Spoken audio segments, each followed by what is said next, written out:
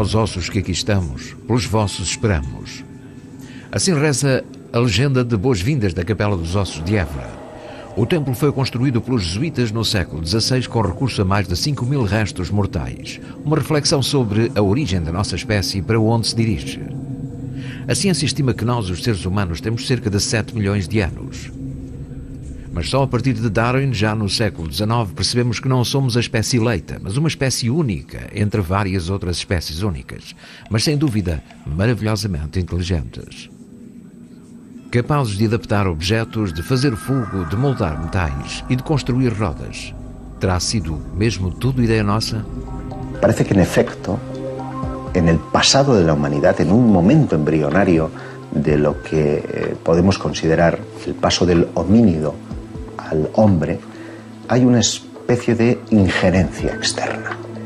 ¿Qué, cómo nace la inteligencia? Es más, ¿por qué no hemos encontrado ninguna evidencia que permita explicar algunos de los grandes enigmas sobre los que se sustenta el fundamento mismo de la civilización, la domesticación de animales? No hay una explicación. ¿Cuándo? ¿Cómo comenzó eso? ¿Cómo comenzó la agricultura? Nadie ha encontrado una evidencia. ¿Se encuentra la agricultura de repente? En todas las partes del globo. Pero si examinamos las leyendas, se dice que son traídos por dioses. La cosa es, ¿los dioses los imaginaron o tuvieron una intervención real?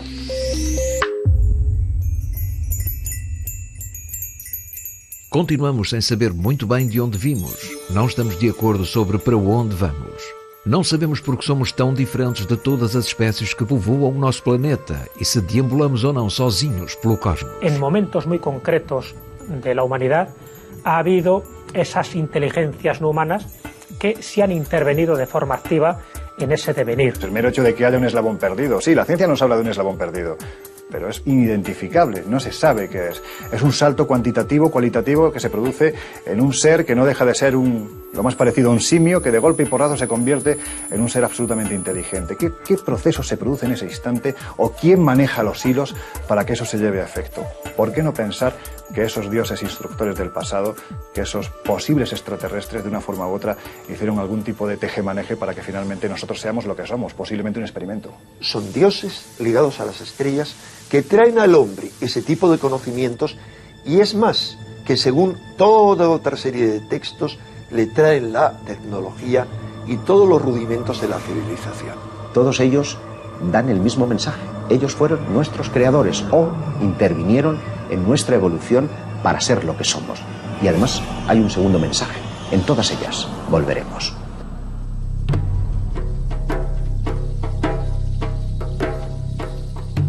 Desde o norte de Portugal e a Galiza até ao Levante Peninsular, encontramos uma das manifestações artísticas mais representativas da Idade do Bronze, os petróglifos.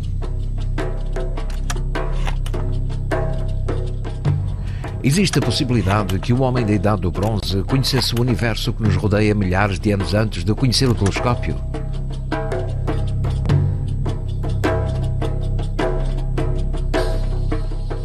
Los petroglifos nos muestran alineaciones planetarias, nos muestran constelaciones lejanas, nos muestran incluso formas que podemos relacionar con galaxias.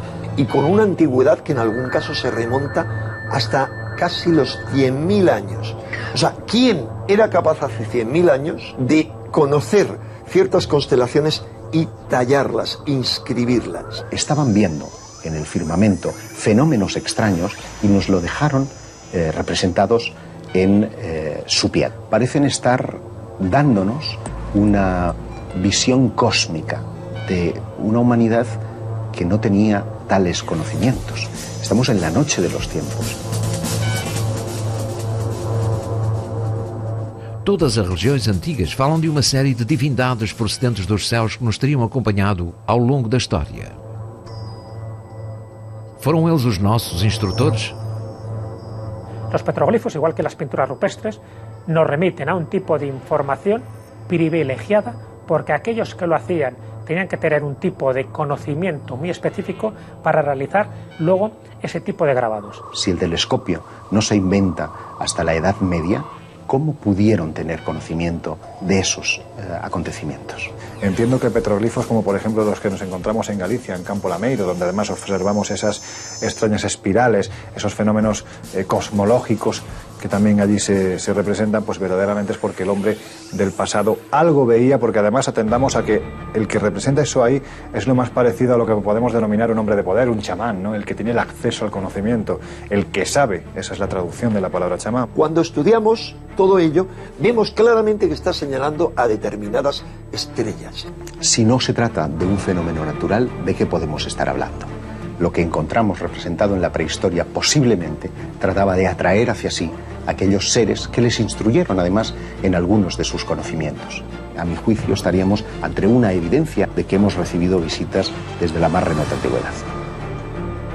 Resulta que todo el planeta está lleno de megalitos, es decir, menires, que son esas piedras iniestas de forma fálica, de dólmenes, que son dos piedras con otra encima, de cronlech, que ya son como torretas con varias piedras iniestas y otra encima. ¿Cómo puede uno explicar que hace quizá 7.000 años, 10.000, 12.000 años, en todo el planeta surgiera la misma costumbre? Esto no podía ser casual, pero lo interesante es cuando los astrónomos entran en juego y te dicen que además muchos de estos monumentos tenían una orientación astronómica precisa. No hay explicación posible, salvo que pensemos en que hubo en una antigüedad más remota una civilización planetaria, es decir, salvo que pensemos que ese conocimiento les ha venido de algún sitio. El hecho de que 7.000 años después de que fueran erigidos esos menires y lo podamos admirar hoy, lo único que refleja es la necesidad del hombre antiguo de que su obra perdurara en el tiempo. Tal vez porque el mensaje no era para su época, sino para una época posterior, para nuestros tiempos. Estamos en un momento en el que la fenomenología ovni vuelve de nuevo a reactivarse en todo el mundo. ¿Y si lo que nos legaron nuestros antepasados tenía que ser interpretado en una clave moderna?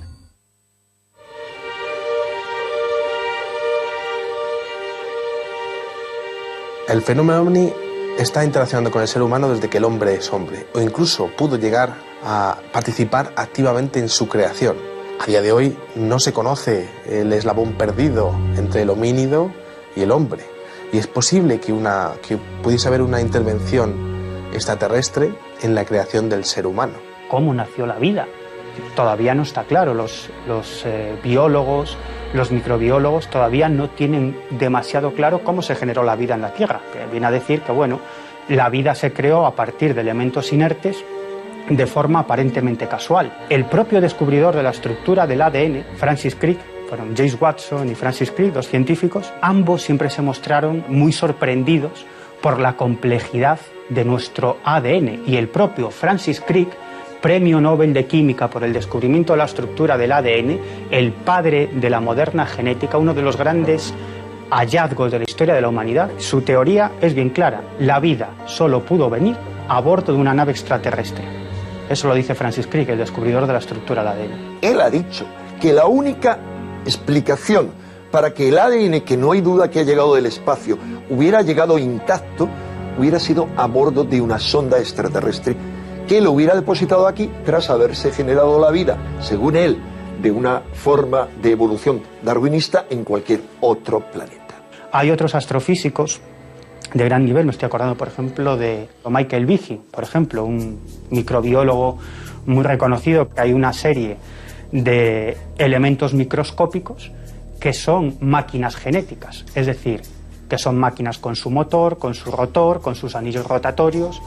Desde el punto de vista de Michael Behe y otros muchos microbiólogos, son máquinas ensambladas por algún tipo de inteligencia. Desde su punto de vista no se han podido ensamblar por sí solas porque cada una de sus partes no tiene una función predeterminada, por lo tanto no han podido evolucionar según la teoría de la selección natural. La única posibilidad es que exista algún tipo de inteligencia que en un pasado remoto haya ensamblado lo que ellos llaman máquinas moleculares. Bueno, yo me pregunto, quizás sí hemos localizado esa inteligencia, o esa inteligencia está interactuando con nosotros de algún modo, ¿no? Y si el fenómeno OVNI tiene mucho que ver con esa inteligencia que ha sido la responsable de crear la vida en la Tierra, es una pregunta. Objeto voador não identificado. É isso que chamamos a esses artefactos inexplicáveis que cruzam os céus. Muitas testemunhas não só afirmam tê-los tido perto, como asseguram ter visto o que seriam os seus tripulantes.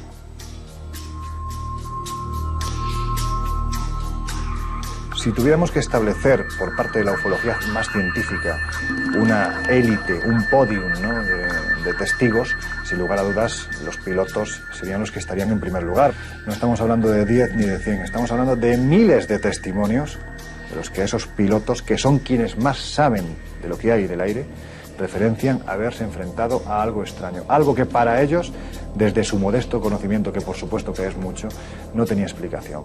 Apesar de haver muitas ocasiões em que o fenómeno OVNI se cruzou no caminho de pilotos civis e militares e ficou retratado nos radares, este continua a ser o maior tabu no mundo da aviação. Em 1957, que envolve o então capitão Lemos Ferreira, que mais tarde vem a ser general e depois chega a ser chefe de Estado-Maior da Força Aérea. Estamos a falar de um caso em que ele ia fazer um voo de treino noturno, com mais 3 sargentos. Isto a cerca de 25 mil pés, tudo corre normalmente. De repente surge-lhes um ponto de luz amarelo à frente, que eles não conseguem bem estimar a distância nem a dimensão do objeto. E assim que eles ligam o radar, aparece-lhes uma bola luminosa à frente, que começa nitidamente a brincar com o avião, que a aproximar-se, a fugir, coisa e tal. O cockpit completamente iluminado. Entretanto, passado um tempo, o objeto mudou de dimensão, passou de uma esfera pequena amarela para uma esfera maior, alaranjada, e um tempo mais tarde passou a ser uma espécie de um dedo curvado, assim, uma salsicha, com uma cor, tipo ferro fundido. Os pilotos estavam todos atónitos. O que é que se passa aqui? O que é isto? De dentro daquela espécie de dedo curvado saem mais 4 esferas que começam a circundar o objeto. A certa altura, todo aquele conjunto, de repente, parece que mergulha e lança-se contra os aviões. A Força Aérea emite um comunicado atestando a credibilidade e a idoneidade dos pilotos, uma vez que são pilotos com muitas horas de voo. Os movimentos desses supostos, como é que eu dizer, não identificados, como é que chama, UFOs, são movimentos que não correspondem de maneira nenhuma a qualquer instrumento de voo que a gente conheça. Em Casar de Cáceres, na Extremadura, encontramos-nos com uma dessas peças tão incómodas para a arqueologia. Tradicionalmente, as estelas funerárias tendem a descrever os factos, vida e personalidade do falecido que retratam. Mas esta estela do século II, conhecida como o astronauta de Alcázar, a quem quereria descrever? Es una figura inquietante porque no tiene explicación alguna, una cabeza abombada, unos ojos achinados, orientales, sonrientes, con unas botas gruesas, muy llamativas, muy parecidas a las de los cosmonautas, con una especie de escafandra, cuello largo, los hombros levantados, alzados, y la leyenda que aparece en el cuerpo es totalmente indescifrable. Apesar de serem caracteres latinos, o texto não pôde ser traduzido. Só a palavra Lúcia na terceira linha parece fazer sentido, mas curiosamente deveria estar a referir-se a Lug, deus celtibero da luz. Há um caso com o na altura, tenente Júlio Guerra, a cerca de 6 mil pés, está a voar num Chipmunk e parece-lhe ver uma coisa brilhante, como se fosse o reflexo da luz do sol no cockpit de um avião. O objeto ascende à altura dele e fica, portanto, mesmo aqui em frente ao avião dele. Enfim, fica perplexo e diz para a torre que está ali na presença de um objeto qualquer que não conhece, que parece uma espécie de uma bolha de mercúrio. Enfim, não tem asas, não tem sistema de propulsão aparente e que não percebe como é que conseguiu fazer uma ascensão, quer dizer, de muito rente ao chão para 6 mil pés num espaço de segundos. E a bola terá, enfim, sem se ter desviado, vai ao encontro dele, faz uma travagem aerodinâmica e passa por cima do avião dele e vai-se embora. Júlio Guerra, de facto, fala numa esfera tipo Mercúrio, prateada da parte, portanto tinha duas calotes, prateada de cima, da parte de cima, e em baixo seria avermelhada, e que teria um equador con varias luzinhas a pescar. Hay casos más espectaculares, ¿no? El caso protagonizado por Juan Ignacio Lorenzo Torres en los años 60, un piloto de Iberia que se encuentra frente a un objeto que se posiciona a escasos metros de la carlinga del avión y con el que llega a entablar algún tipo de comunicación. Me dijo el segundo, lo tengo a la vista, está ahí, está ahí. Y cuando miramos hacia afuera vimos una luz impresionante, que era como un balón con dos luces laterales que venía a rumbo de colisión. Yo siempre lo cuento, pasamos miedo físico y de repente a 10 metros se nos paró. A 10 metros. Invirtió la velocidad, se la hizo ya marcha atrás. O avião de passageiros que Juan Inácio pilotava passou mais de 10 minutos à frente daquele objeto. Depois de tentar comunicar por rádio em vários idiomas e de não ter obtido resposta, parece que o piloto e o tripulante se põem de acordo e chegam a estabelecer diálogo. Fue cuando yo establecí un código muy sencillo, entonces encendí las luces de mi avión, las enciendo y los apago. Esto significa sí. Ahora lo voy a hacer 2 veces. Las apago, las enciendo 2 veces y significa no. Juan Inácio descreve aquele objeto como um olho coberto de veias acinzentadas com 2 luzes laterais mais pequenas. Estas mudam de cor e de tamanho, respondendo ao código previamente estabelecido. Es que aquello parece que quería mostrarse ante ellos e incluso jugaba con ellos y es más, quería hacer una demostración de fuerza, ¿no? Diciendo, bueno, mi tecnología está muy por delante de la tuya y puedo hacer contigo absolutamente lo que quiero. Se não são humanos, quem tripula estes artefactos? ¿Vêm realmente de otros planetas? No se comprende sino por qué esa obsesión excesiva de los antiguos por las estrellas. Ahora hace falta abrir las mentes. São estas representações as mesmas às que hoje chamamos OVNI? Se assim for, os nossos antepassados não só observavam os mesmos fenómenos aéreos que descreve a ufologia atual, como também teriam imortalizado os tripulantes nas suas pinturas.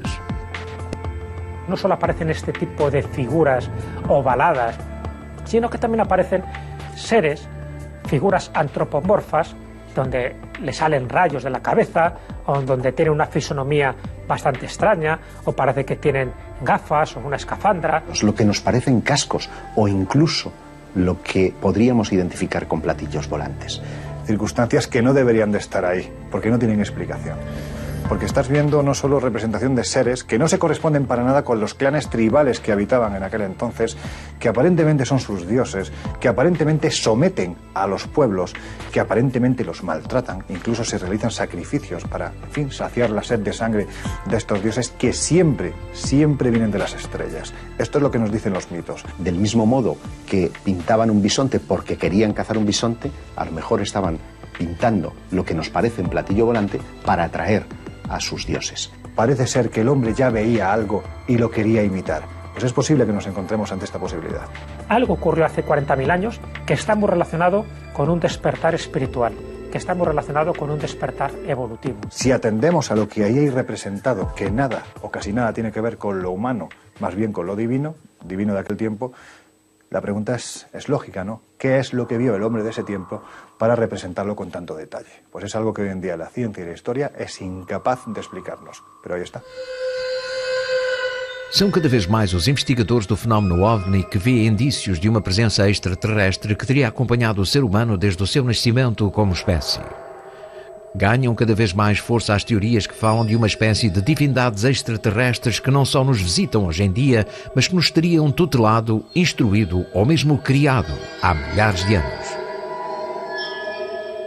Si hay registros arqueológicos que nos muestran fenómenos desconocidos, con formas antropomorfas, con objetos que parecen representar lo que hoy llamaríamos platillos volantes. Y los primeros vuelos de la humanidad son a principios del siglo XX. ¿Quién volaba entonces?